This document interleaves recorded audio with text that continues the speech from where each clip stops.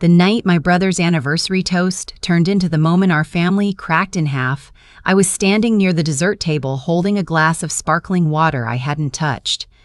I watched my mother dab her eyes with a napkin while everyone applauded, and I thought, they have no idea what's coming. Neither did I, fully, but I held something in my chest that night that none of them could see. Something quiet, something patient. Let me take you back to where this really started. My name is Claire. I'm 29. I work as a senior accountant at a mid-size firm in Columbus, Ohio, and I have spent the better part of my adult life being the daughter who showed up, the one who remembered birthdays, handled paperwork when my parents didn't understand the hospital billing system, drove 4 hours round trip but my mother had her knee surgery because my brother was too slammed at work to make it. I did these things not because I expected a trophy. I did them because I love my family, or I love the idea of what my family was supposed to be.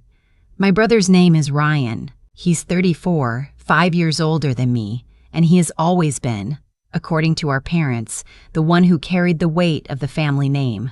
I'm not entirely sure what that means, given that our last name is Henderson and our father runs a small landscaping company, but that was the mythology we grew up with. Ryan was the one who would do great things. Ryan had potential. Ryan needed support, patience, room to grow. I needed to be practical. That's the word my mother used when I got a scholarship to Ohio State and chose to study accounting. She said, "That's practical, Claire." The way she said it, it didn't sound like a compliment. It sounded like something you'd say about a sensible pair of shoes. Ryan studied business, dropped out after 2 years, moved back home, started 3 different ventures that didn't get off the ground, and married a woman named Stephanie when he was 28. Stephanie's the kind of person who walks into a room and immediately begins rearranging it. Not physically, but socially. She decides within 60 seconds who matters and who doesn't. She decided about me very quickly. I don't think she hated me exactly. I think I confused her. I wasn't competing with Ryan, wasn't loud about my accomplishments, didn't bring drama to family dinners. But I also didn't perform gratitude the way she wanted. I didn't gush over their new furniture or praise Ryan's latest idea or ask Stephanie for her opinion on things. So she filed me under not important and moved on. The problem was my parents followed her lead. It happened gradually the way these things always do. A joke at Christmas that landed wrong and nobody corrected.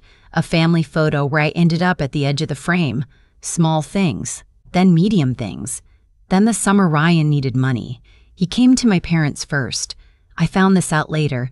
He asked them for $20,000 to invest in a franchise opportunity. A smoothie bar inside a gym. My parents didn't have that kind of liquid cash, but they had home equity. They took out a loan. They didn't tell me. I found out 8 months later when my mother mentioned it offhandedly during a phone call, the way you mention you changed shampoo brands. I asked if they needed help repaying it. My mother said Ryan was handling it. He wasn't handling it. But I didn't know that yet. What I knew was that 6 months after the smoothie bar opened, it closed. And Ryan told our parents the economy was tough, the location was wrong, the gym's management had been difficult to work with. My parents nodded and said these things happen and the loan was still sitting there, not being repaid, not being discussed.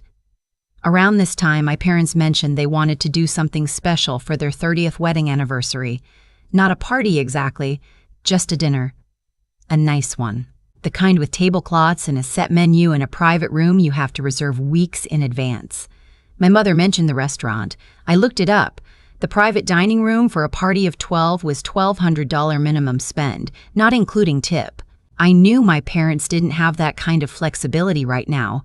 I knew because my mother had told me, not in those words, but in the careful way she'd been talking about money for the past year. So I said I would cover it. I didn't announce it. I didn't make a speech about it. I called the restaurant, gave them my card, handled the reservation, sent my mother the details. She said, "Oh, that's so thoughtful," the same voice she used when I chose accounting. I told my brother about the dinner and he said, "Great, see you there." That was the full extent of his planning. In the weeks leading up to the anniversary dinner, Stephanie started sending me messages about the menu. Did I know if they offered a gluten-free option for her? What was the parking situation? She wanted to make sure there would be a toast and asked if I had written anything. I said I hadn't planned a formal toast. It was just a family dinner. She said Ryan was planning to say a few words. I didn't think much of that. Then, a week before the dinner, my mother called me.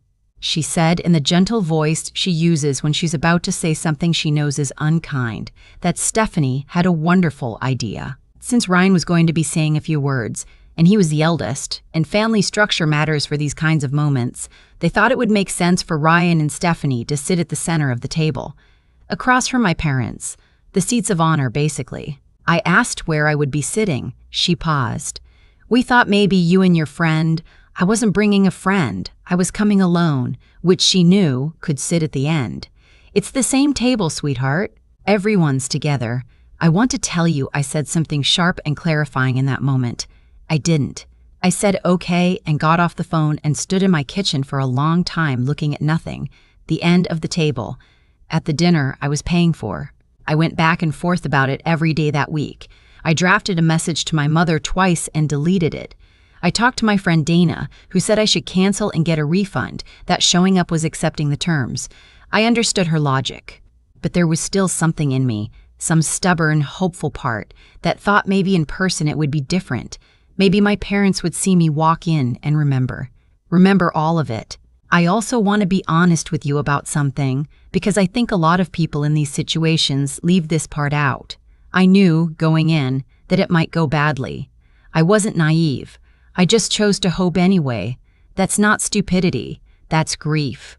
When you love people and they keep disappointing you, there's a period where you keep showing up, because walking away feels like admitting the relationship was never what you thought it was, and that admission is its own kind of loss. So I showed up. The restaurant was beautiful. Warm lighting, white tablecloths, a room that smelled like wood smoke and garlic bread. My parents were already there when I arrived, along with Ryan and Stephanie, an aunt and uncle on my father's side, 2 family friends I'd known since childhood, and my mother's sister. 12 people total. Ryan and Stephanie were in the center seats. My place card was at the far left end. No one said anything. There was the usual flurry of hellos and hugs and compliments about the venue, and I moved to my seat and sat down and told myself it was fine. It was one dinner. The food would be good and the evening would pass and I would go home and feel whatever I needed to feel then. Then Stephanie leaned across the table toward my mother and said, loudly enough that several people could hear, "Ryan found the most amazing restaurant for this, didn't he? He has such a good eye." My mother smiled. "He really does." I reached for my water glass. Ryan didn't correct her. He tilted his head in a modest half shrug, the kind that accepts a compliment without technically confirming it. My father clapped him on the shoulder. I had made the reservation. I had given the restaurant my card. My name was on the booking confirmation, and I was sitting at the end of the table listening to my brother be thanked for it. I told myself it was a misunderstanding. Maybe Stephanie didn't know I'd handled it. Maybe she thought Ryan had organized it. I almost said something. I opened my mouth. Then my aunt leaned over to me and whispered, "This is lovely, Claire." And I nodded and decided the evening was young and let it go. The appetizers came. The conversation moved around the table, and I was mostly outside it. The end seat creates a natural distance. I talked to my aunt and to the family friend beside me, a man named Gerald, who has known my father for 20 years, and who talked to me seriously and without condescension about my work, which I appreciated more than I would have expected. Then came the toasts. Ryan stood up, and I want to give him this. He spoke warmly about my parents. He talked about watching them build something together, about what they modeled for him in terms of commitment and sacrifice. He said he wouldn't be who he was without them. People teared up. My mother reached for my father's hand. Then he said, "And I want to thank everyone who helped make tonight possible." He looked around the table. He looked at Stephanie. He looked at my parents. He looked at the family friends. He didn't look at me. There was a beat. A small silence in which I waited. He sat down. I don't know how to describe what that felt like without sounding like I'm reaching for drama. It was quiet. It landed quietly, the way things do when they confirm something you already feared. I pressed my thumbnail into my palm under the table and breathed. Then Stephanie said, "Should Claire say something, since she's family too?" The word "to" sat in the air in a very specific way. Not inclusive, comparative. My mother looked at me. "Did you want to say something, sweetheart?" I looked at both of them. I said, "No, I think everything important has been said." Stephanie smiled. My mother nodded and turned back to Ryan. The main course came. I ate. I talked to Gerald. I watched my parents laugh with Ryan and Stephanie, watched them lean into that end of the table like a plant toward light. I thought about the reservation confirmation sitting in my email. I thought about the 12 months I spent driving to their house, handling things, showing up. I thought about the loan. I thought about how, 2 months ago, my mother had asked me, just offhandedly, just between us, whether I knew what Ryan's financial situation looked like these days. Whether I knew if he was doing all right. I had said I wasn't sure. But I was sure. I had seen the numbers in a way I shouldn't have, not through any snooping, but through a conversation with my parents' accountant, who had called the wrong person by mistake, thinking he was reaching Ryan, and had left a voicemail on my phone about a notice of default. The loan my parents had taken out for Ryan's smoothie bar, the one Ryan was supposedly handling, had not been paid in 4 months. My parents didn't know I knew. Ryan didn't know I knew. I had been sitting with that information for 6 weeks, deciding what to do with it, trying to figure out the right time, the right way, trying to be fair to everyone. And then I sat at the end of a table I had reserved, listening to my brother be thanked for it, and I thought, when is the right time ever going to come, Claire? I didn't make a scene at dinner. I want to be clear about that. I didn't stand up and say anything. I didn't cry or leave early. I finished my meal, said goodbye to my aunt and to Gerald, hugged my parents, told them happy anniversary. My mother held my face in her hands for a moment, the way she used to when I was small, and I felt the full weight of loving someone who can't quite see you. I went home. I sat on my couch for a long time. Then I wrote an email. I addressed it to my parents. I told them, calmly and with documentation, what I had learned. The voicemail, which I had saved. A follow-up I had made to the accountant once I understood what it was. The outstanding balance. The timeline. I told them I wasn't sending the email to cause harm. I told them I was sending it because they deserved to know, and because I had been trying to figure out the right moment for weeks, and I had realized there was no right moment. There was only the choice to say it or not say it. I told them I loved them. I told them I had paid for dinner. That last part I almost cut from the email. I added it back. Not to be petty. I don't think it was petty. I think it was honest. I think sometimes the specific truth matters. I hit send and turned off my phone and went to sleep. In the morning, there were 14 missed calls. 3 from my mother, 4 from my father, 2 from Ryan, the rest from Stephanie, which surprised me because I would not have expected her to be the one scrambling. There was also a text from my mother that said, "Why would you do this?" Not a question mark, a period, like an accusation folded into punctuation. I sat with the phone for a long time. I understood the impulse to call back immediately, to smooth it over, to explain myself in real time the way I always had, to manage their emotions before my own. That was the old pattern. That was what I'd always done. Rushed in to fix the rupture, to make everyone comfortable, to absorb the blame even when I hadn't caused the damage. I didn't call back. I texted my mother. I said, I did it because it was the truth and you needed to know. I'm here when you're ready to talk calmly. Then I put the phone face down and made coffee. What unfolded over the next several days, I learned in pieces, through my aunt, through Gerald, who had heard from my father, and eventually through my mother herself when she called 4 days later in a different voice, quieter, older somehow. Ryan had denied it at first. Said the voicemail was a mistake, the accountant was confused. My father had called the accountant directly. The numbers were confirmed. The default was real. 4 months of missed payments on a loan my parents had taken against their house, a loan they had never mentioned to me, a loan Ryan had been carrying in silence while my father clapped him on the shoulder at anniversary dinners. Stephanie had not handled the revelation gracefully.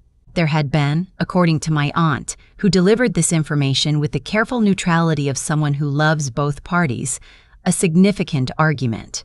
Several significant arguments. the kind that reopens other conversations you thought were closed. My mother cried a lot during our phone call. I let her. I didn't rush it or redirect it. She said, "I didn't know, Claire." I said, "I know you didn't." She said, "I think we haven't been fair to you." I said, "I think that's true." She was quiet. Then she said, "I kept thinking you were fine. You always seemed fine." And I thought about how much work goes into seeming fine.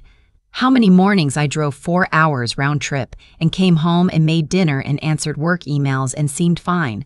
How fine can become its own kind of invisibility. I said, "I needed you to see me, not just rely on me. There's a difference." She didn't have an answer for that.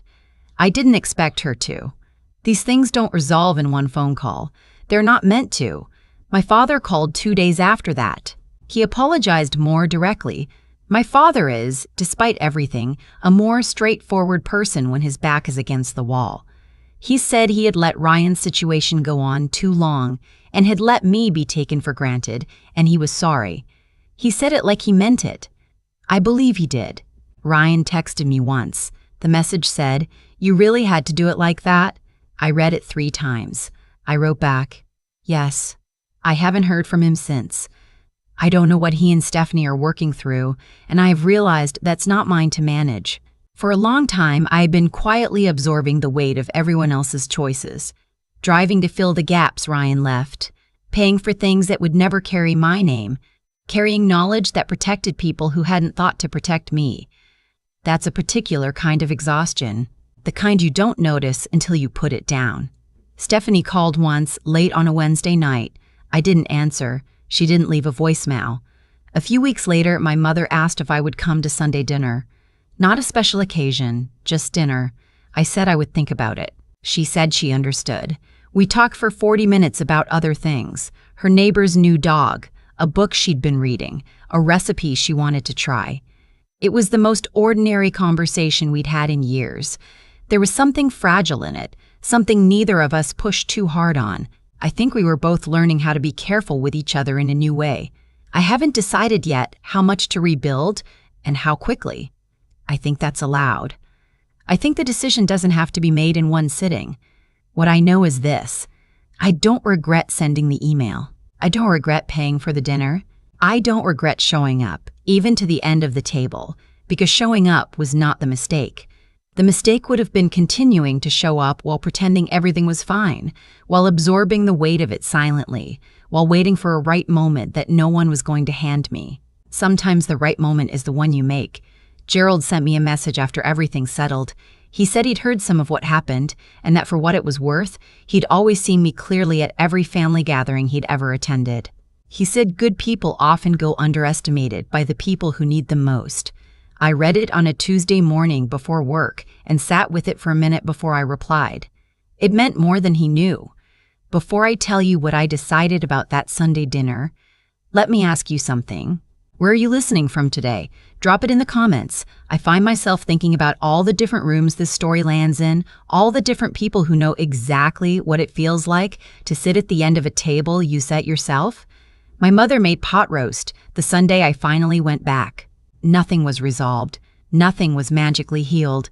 My father passed me the bread first, which is a small thing, and then looked at me in a way that meant something, and I accepted it for what it was, a beginning, not an ending. Ryan wasn't there. That particular conversation is still ahead of us somewhere. Maybe, I don't know yet if I'm ready for it or if ready is even the right frame. Some relationships need distance before they can be rebuilt. Some need to be rebuilt into something different than what they were. Some don't get rebuilt at all, and that grief is real, and it's allowed. What I know is that I am no longer managing the silence. I am no longer making myself small to keep the peace. I am no longer arriving at the table as an afterthought and pretending the placement doesn't matter. I carried something into that anniversary dinner that none of them could see. Not bitterness, not a plan, just the truth. And I waited until I knew exactly where to set it down. If this story stayed with you, hit like. It genuinely helps this channel reach people who need to hear it.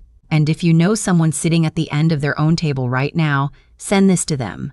They'll know what it means.